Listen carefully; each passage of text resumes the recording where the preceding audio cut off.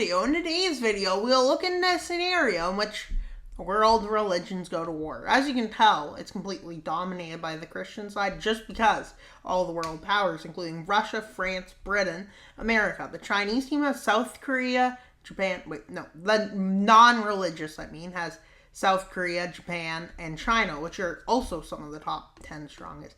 India's in the Hindu team.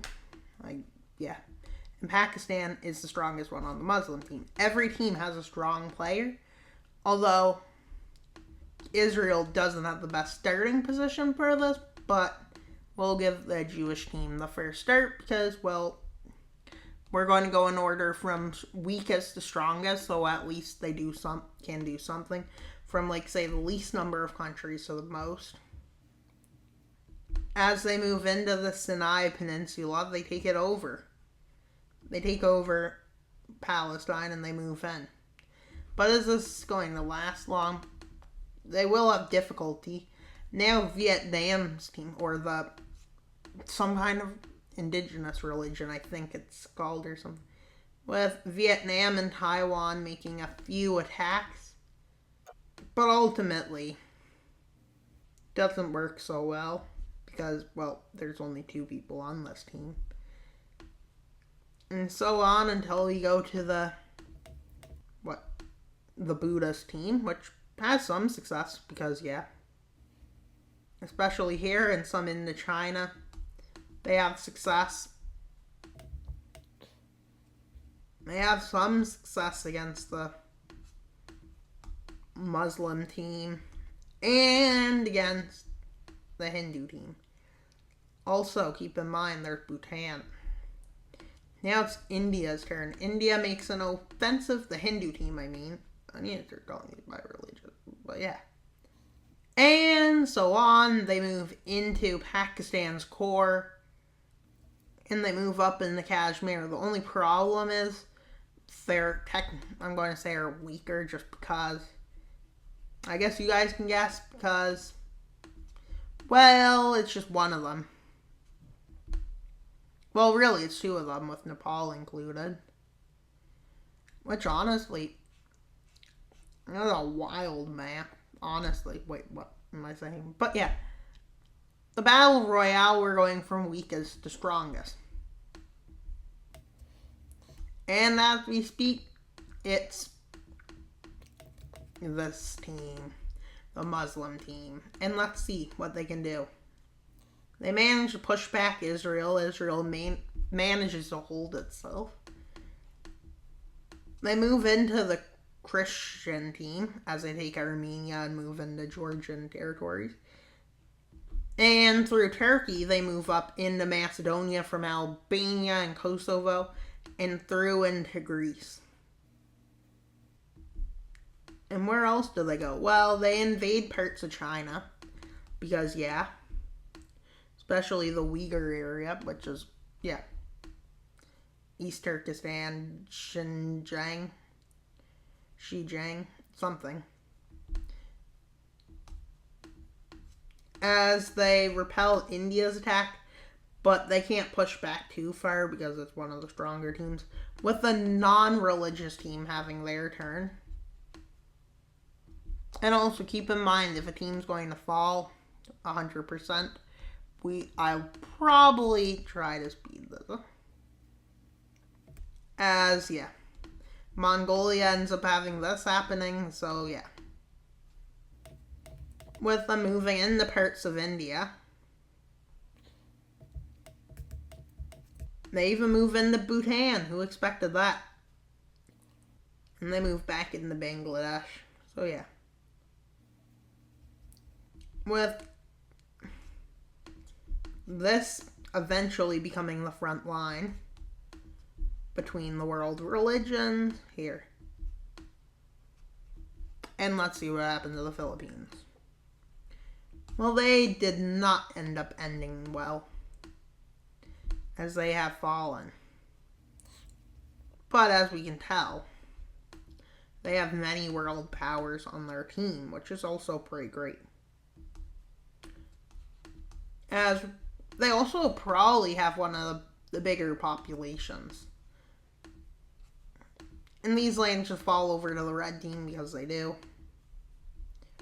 Why? Because, yeah.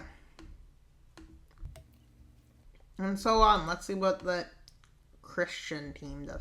Oh, wait, I forgot to do the Muslim countries' invasion of Africa. They didn't invade at all, but yeah. And so on. Until this actually falls. So, yeah. Plus, a lot of this area is going to do this for some reason. Because, yeah. And so, eventually this happened. And by the time this pushback started, they were there with huge numbers of forces. Invasion being launched by the purple team. Even in Africa, with South America coming to aid here, which basically means Brazil. But yeah, Brazil's pretty powerful. And as you can see, the non-aligned nations kind of attacked here. But where they're the biggest nation, technically, if you think of it. Which really, I should probably split it into a bit smaller. Maybe made like 2 teams of them. But that's not what ended up happening, and so on. With this being a big spot of invasion, but now for the colonists to land. Yep. We have Spain landing in Morocco, yep. We got Italy landing in Tunisia, France and Algeria, Greece and Libya, Germany and Egypt, yep. And we have the Balkans crossing into Anatolia. But this is just... And everybody notices this, like, as it becomes this size. But let's continue in this area, guys. So, the Jewish team starts moving around, which, yeah. With the non-religious, I believe, even though there is a lot of religion in these countries. But, yeah. And China's spreading into Central Asia. With everybody on their team, but yeah. With India expanding, but like... This is kind of like... starts not doing so well when they get kicked out of Afghanistan, because yeah. As this team manages to take the capital. And so on, till, as you can tell, the Hindu team has already collapsed, which, honestly, they were surrounded by a few strong nations, and yeah. And let's see what they did. Well, they've managed to do this, the Southeast Asia team, but then China and them came storming in, and the Muslim team took the south. But at this point, you can see it's not going so well. Although the Jewish team starts doing very bad at this time, because the basically Christian countries make an invasion along with it. And the world is kind of, if it was divided by like this in a battle royale, it'd be hard to say who would win. But if it did turn out like we're going to make it turn out. With them trying to get troops to try and defend its lands. But that's ultimately that non-religious team and the Christian team, which at first doesn't go as well because like the Western ones, such as South and North America, have to send their troops over. Australia gets slightly invaded, but after troops get to here, it kind of stabilizes. They move up into Kazakhstan, and as you can tell, it's not going so well for Russia. To the point where, from here to, the east, they kind of lost a lot of land.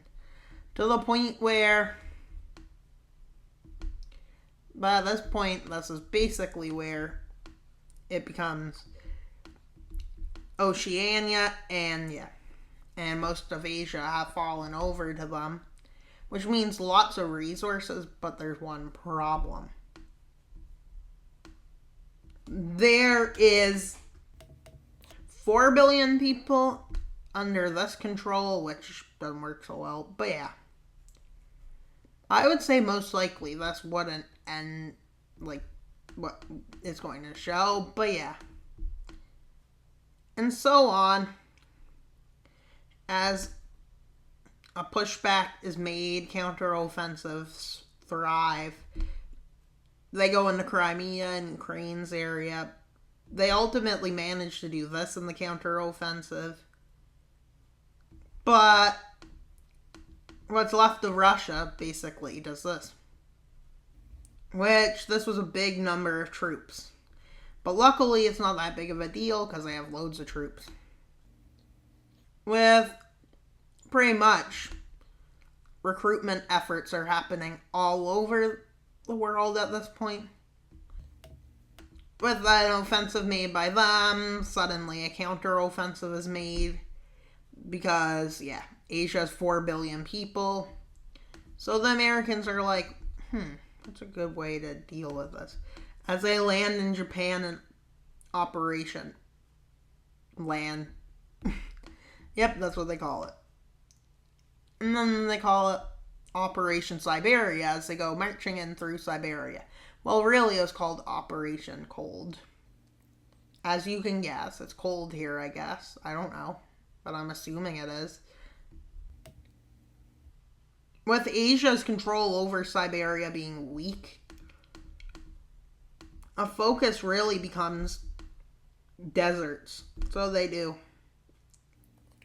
Operation Black Gold, which is for oil. Yep, they want oil. And so on, but the cold operation is taking loads of resources. With a landing in Taiwan called Let's Land on Every Island. And this actually being very successful. As they start taking island after island after island. But this was so successful. They took a lot of resources in doing this. So really, this is a big, very beneficial. Which they use to their advantage when they go up into Korea and Manchukuo. And this being such a big blow. And then they land there and they start moving into India. Which basically means a lot of stuff. But what's most important is it looks like it's going to end with 5 superpowers. But the problem is, I didn't buff any nation. I just went with world statistics with Russia, France, Britain, Brazil, America, and I believe Italy might be in the top 10 on this team. So yeah, on the Catholic team. We got one of the top 10 Pakistan on the Islam team. One of the top 10 India was on the Hindu team, and non-aligned had 3. So as you can tell, the favor in terms of technology and everything else kind of went in favor of world countries. With China basically collapsed, but not yet. With them being invaded on not 2 fronts, but 1, 2, 3, 4. Well, if you think of it now, it's become more, but yeah.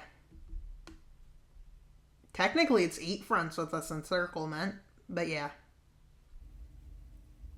With the capitulation of this team, and victory went into the Christian team, which this battle royale wasn't fair. I probably should have split up the Christian team just because of how many world powers they had. So if you think of it, it wasn't really fair. But yeah. And that's what would happen if there's a battle royale between the world religions. The team with the most powerful nations ultimately won. It would be the same if I did continents, but I think it would be Asia or North America to win if it was just continents. If it was Western versus Eastern, Eastern would win. Southern versus Northern, Northern would win. Wait, what? Oh my god, I just realized. Most of the world powers, I think 9 of them are above the equator. 1 of them is near the equator, very close, and so on. But it goes through. So that's interesting.